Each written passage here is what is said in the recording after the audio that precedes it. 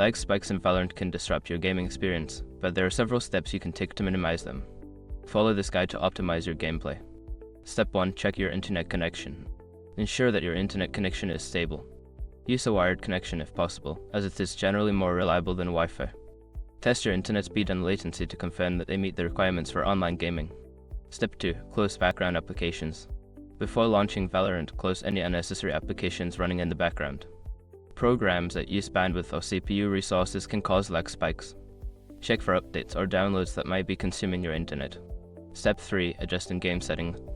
Lower your in-game graphics settings to reduce the load on your system.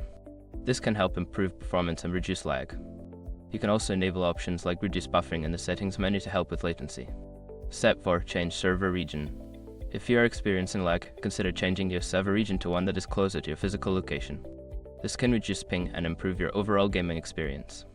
You can change the server in the game settings under the region tab. Step 5. Update network drivers. Ensure that your network drivers are up to date. Outdated drivers can lead to connectivity issues and lag spikes. Visit the manufacturer's website for your network adapter to download and install the latest drivers. By following these steps, you can significantly reduce lag spikes in Valorant and enhance your gaming experience. Happy gaming!